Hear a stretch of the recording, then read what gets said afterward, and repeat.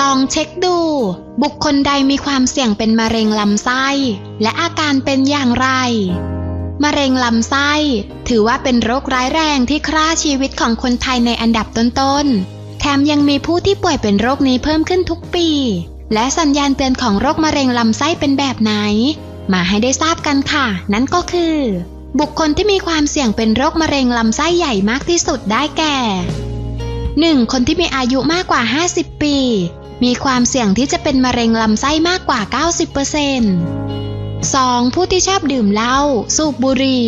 มีความเสี่ยงเป็นโรคมะเร็งลำไส้มากที่สุด 3. ผู้ที่ชอบกินอาหารที่มีไขมันอิ่มตัวสูงอย่างเช่นอาหารที่ผ่านกระบวนการปิ้งย่างหรือรมควัน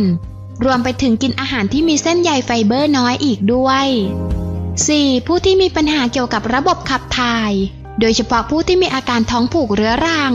ลำไส้แปรปรวนและลำไส้อักเสบ 5. ผู้ที่ไม่ชอบเคลื่อนไหวร่างกายอาทิ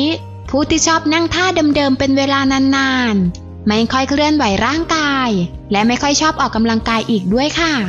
สัญญาณเตือนของโรคมะเร็งลำไส้มีอาการดังนี้ค่ะ 1. น้ำหนักลดลงถึงแม้ว่าจะกินอาหารได้ในปริมาณที่เท่าเดิมแต่น้ำหนักก็ลดลงอย่างต่อเนื่องนั่นคือสัญญาณเตือนของโรคมะเร็งลำไส้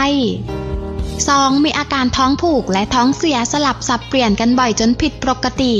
รวมไปถึงมีอาการท้องอืดท้องเฟ้อบ่อยจนผิดปกติเช่นกันและมักจะมีอาการปวดบริเวณท้องช่วงล่างร่วมด้วย 3. อุจจาระมีเลือดปะปนออกมาหรืออาจจะมีขนาดที่เล็กลงกว่าเดิม 4. มีอาการอาเจียนคลื่นไส้บ่อยๆโดยที่ไม่ทราบสาเหตุเมื่อมีอาการเช่นนี้ควรรีบพบแพทย์ทันทีเพราะนั่นอาจจะเกิดความผิดปกติของการทำงานในลำไส้